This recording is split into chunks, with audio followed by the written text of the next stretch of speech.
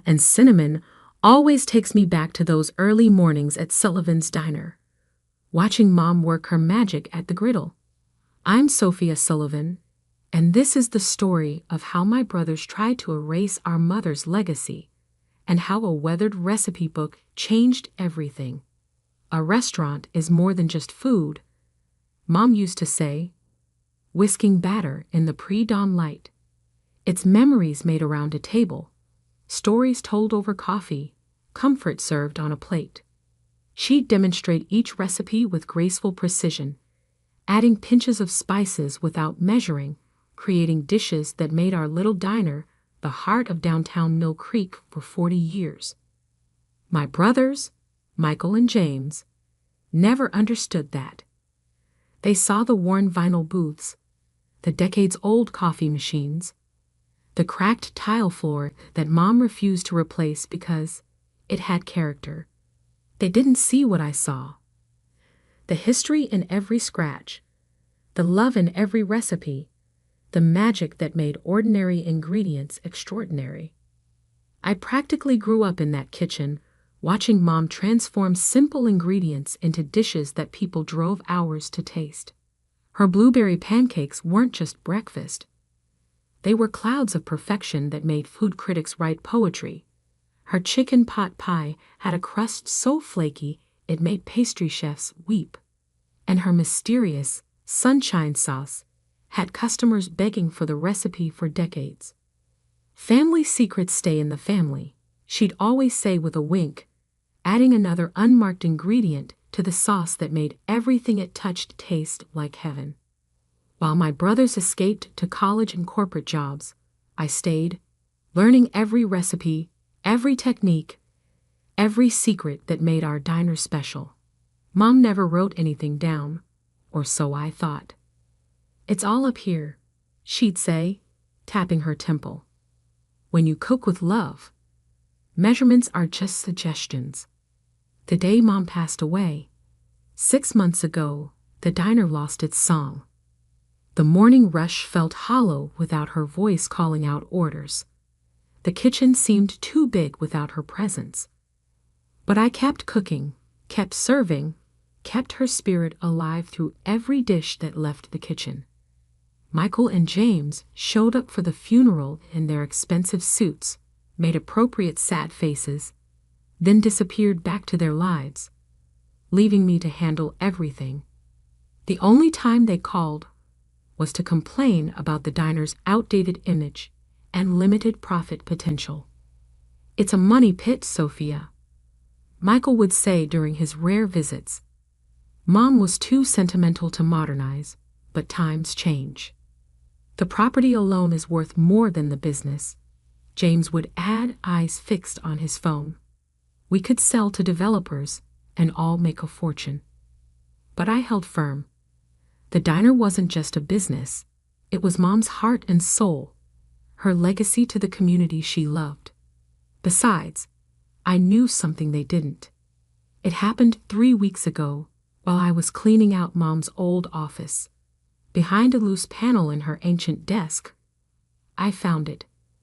A leather-bound book, its pages yellow with age, filled with handwritten recipes. Not just Mom's famous dishes, but secrets passed down through generations of our family. The first page bore an inscription, "To my daughter Sophia, who understands that cooking is love made visible. These recipes are our family's heart. Use them wisely. Love, Mom." As I turned the pages, my hands trembling, I discovered this wasn't just a recipe book. It was a culinary treasure trove. The mysterious sunshine sauce, a revolutionary blend of ingredients that could transform any dish. The pancake recipe? A technique that had been lost to time. Each page contained not just ingredients and methods, but the kind of culinary innovations that modern chefs spent careers trying to discover. I was still processing this discovery when James and Michael burst into the diner yesterday morning, matching smirks on their faces. "Guess what, little sister?" James announced, straightening his designer tie. We found a solution to our problem. Michael nodded, looking around the diner with barely concealed disdain. We sold the place. Developers are turning it into luxury condos. The world seemed to tilt. You what? It's a great deal, James continued, pulling out documents. The new owners take possession next week. We just need your signature since you're technically a co-owner. You can't do this, I whispered. This place is Mom's legacy.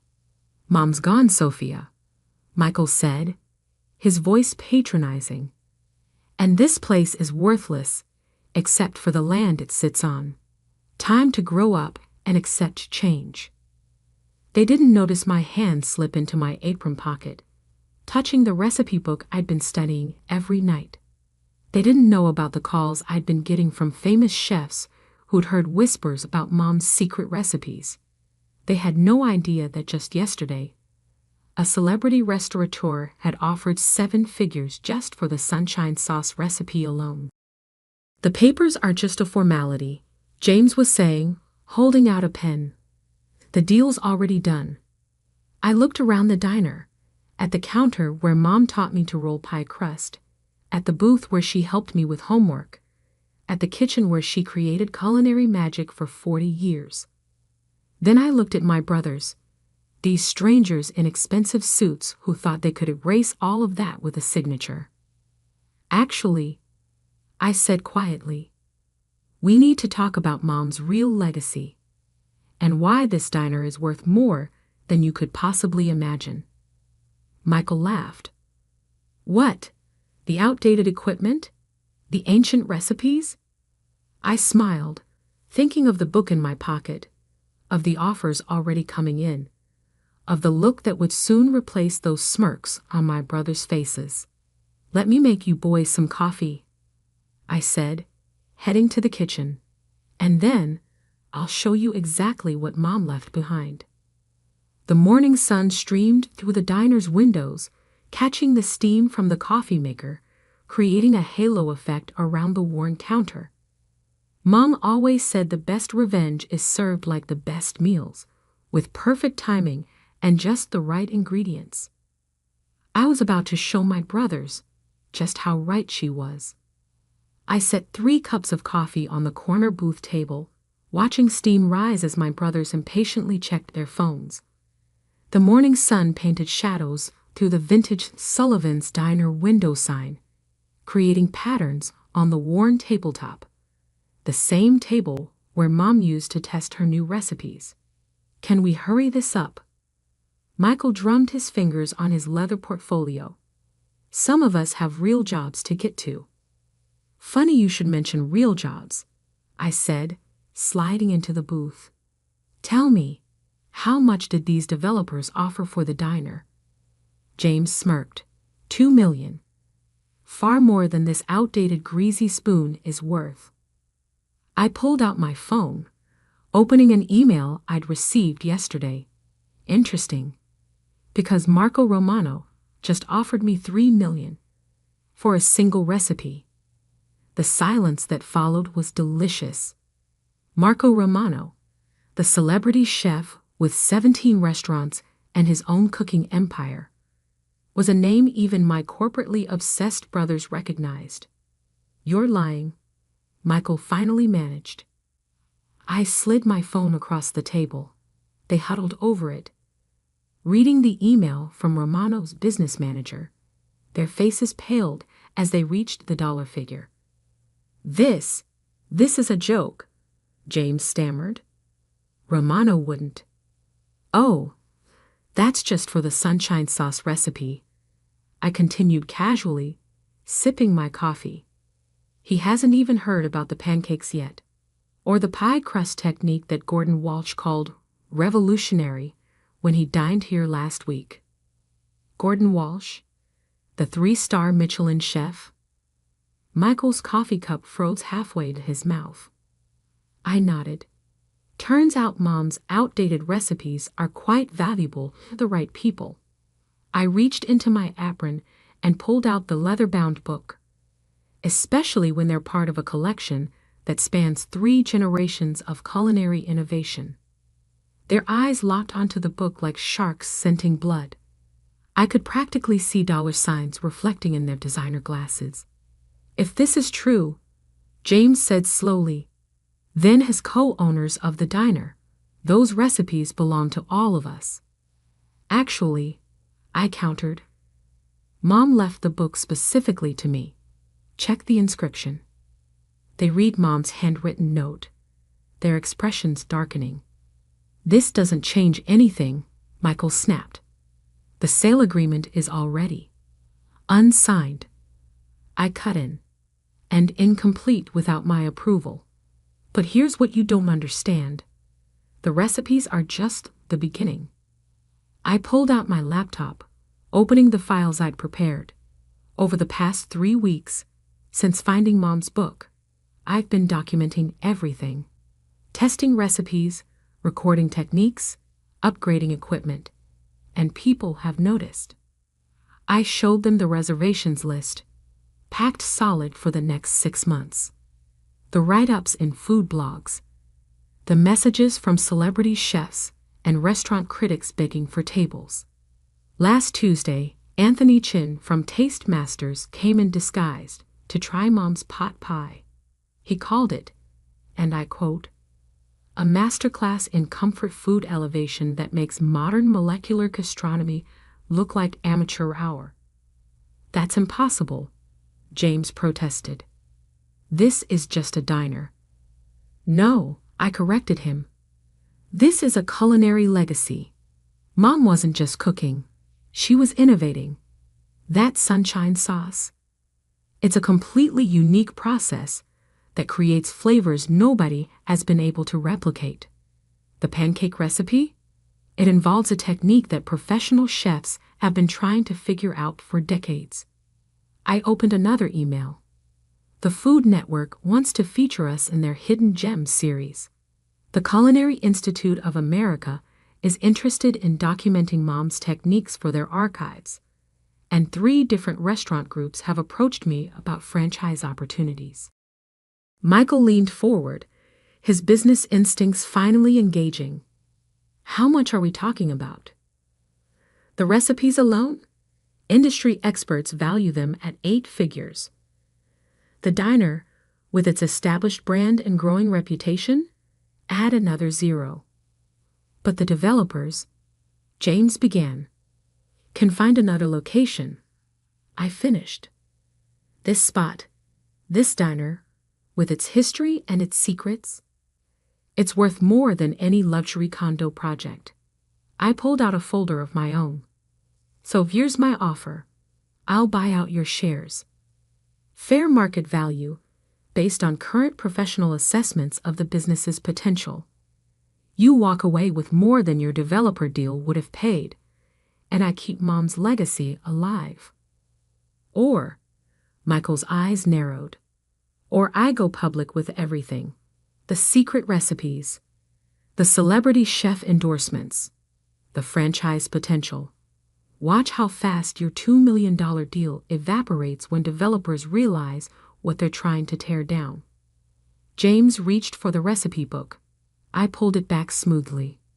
"The book stays with me. Mom's orders." "This is blackmail," he sputtered. "No," I corrected. "This is business. Isn't that what you've been telling me to learn about?" My phone buzzed. Another message from Marco Romano's team. They were raising their offer for the sunshine sauce recipe to $4 million. "Take the night to think about it," I said, standing up. "I have a diner to run. Oh, and you might want to stay for breakfast. The food critics from the Times are coming in to try Mom's blueberry pancakes. Apparently, they've heard some interesting rumors about a secret ingredient that changes the entire structure of the batter." I headed to the kitchen, leaving them staring at their phones, frantically Googling recent reviews of Sullivan's Diner. Through the service window, I could see them huddled together, whispering urgently, their developer's contract forgotten on the table. Opening Mom's recipe book to the pancake page, I smiled at her handwritten notes in the margins. The secret isn't in the ingredients, Sophia. It's in knowing how precious things are and protecting them. The morning crew was arriving, tying on their aprons. The prep list for today included 3 of Mom's signature dishes that food critics had been raving about. Soon, the diner would be full of regular customers and culinary professionals, all drawn by the magic that my brothers had dismissed as worthless. I fired up the griddle, the same one Mom had cooked on for decades. As the surface heated, I swore I could hear her laugh, proud and strong, echoing through her kitchen. The battle wasn't over. I knew my brothers well enough to expect resistance, schemes, possibly even legal threats. But I had something they didn't. Not just Mom's recipes, but her wisdom, her passion, and her understanding of what made food truly special. The recipe book sat safely in my apron pocket as I began mixing the pancake batter, adding each ingredient with the precision Mom had taught me. Outside, the line was already forming. Locals who'd loved Mom's cooking for years, mixed with food critics and celebrity chefs, all waiting to taste what my brothers had tried to destroy. "Time to cook," I whispered, hearing Mom's voice in my head, "and show them what priceless really means." The next morning, Sullivan's Diner hummed with an energy I hadn't felt since Mom passed. Every table was full. Regular customers mixed with food critics, celebrity chefs trying to decode our recipes, and even a few nervous-looking real estate developers. I was plating Mom's signature pancakes when my brother stormed in, wielding folders of legal documents and matching scowls. "This ends now," Michael announced, slapping a stack of papers on the counter. We had our lawyers look everything over. As majority shareholders. Actually, a smooth voice interrupted, "You might want to review the original ownership documents again." Marco Romano himself stood from his booth, cutting an impressive figure in his chef's whites. The celebrity chef approached the counter, dozens of phones recording his every move. "You see," he continued, "your mother was quite clever with her business structure. Sophia isn't just a co-owner. She's the controlling partner of the restaurant's intellectual property, including," he smiled, "all recipes and techniques developed on these premises." James fumbled through his papers. "That's impossible." We checked. "Page 6, subsection C," I said quietly, sliding a highlighted document across the counter. "Mom added it during the last revision 5 years ago. You both signed off on it without reading, too busy with your real jobs to pay attention to diner paperwork." Michael's face turned an interesting shade of red. "This is ridiculous. It's just a bunch of old recipes." "Old recipes?" Gordon Walsh stood up from another booth, his 3 Michelin stars practically gleaming.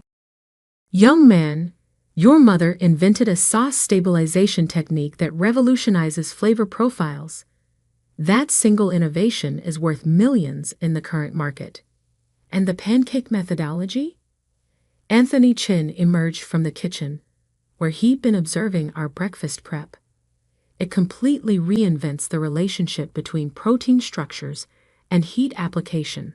I've offered 7 figures just for that process alone." My brothers stared as more culinary celebrities revealed themselves among the diners. The Food Network crew, filming discreetly in the corner, captured everything. "But the development deal," James weakly held up the contract, "has been withdrawn," a sharp voice called from the door. Catherine Martinez, the development company's CEO, strode in. "We don't demolish culinary landmarks, gentlemen, especially ones featured in tomorrow's New York Times dining section." She turned to me, smiling. "However, we would be interested in discussing a renovation project, preserving the diner's character while upgrading the facilities to handle your growing customer base. My brothers slumped into counter seats, their expensive suits wrinkled, their legal ammunition useless. I poured them coffee, Mom's special blend, of course. You know what's ironic? I said, sliding Mom's pancakes in front of them. If you'd ever actually eaten here regularly, you'd have known what we had. Mom wasn't just cooking, she was innovating, experimenting, perfecting. Every dish held secrets that modern chefs are desperate to learn.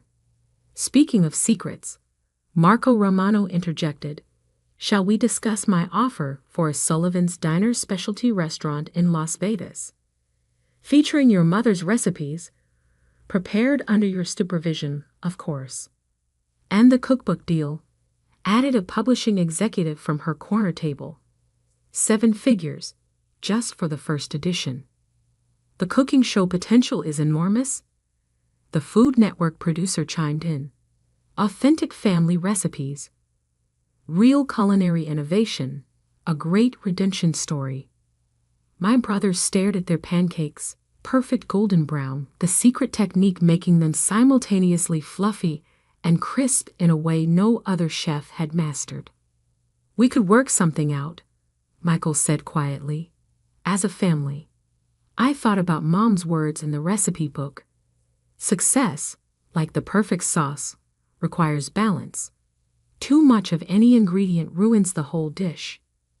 "Here's what's going to happen," I said, refilling their coffee cups.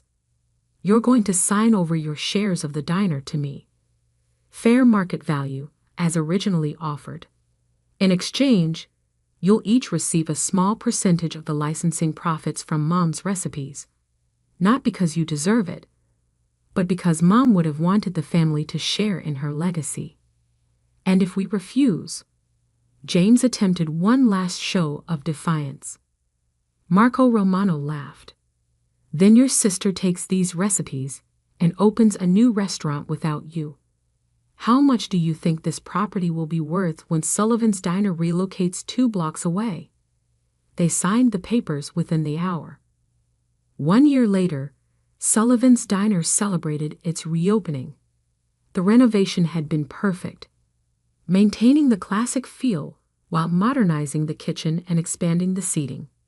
The original booths were reupholstered, the vintage sign restored, the character preserved, but enhanced. We now serve over 1,000 customers daily. The waiting list for dinner reservations is months long. 3 nights a week, I teach cooking classes, sharing some of Mom's simpler recipes with aspiring chefs. The more revolutionary techniques are being documented by culinary institutes, ensuring Mom's innovations will educate future generations. The Las Vegas restaurant opens next month. The cookbook is already a bestseller. The Food Network series, Sullivan's Secret Recipes, debuts in the fall. Michael and James.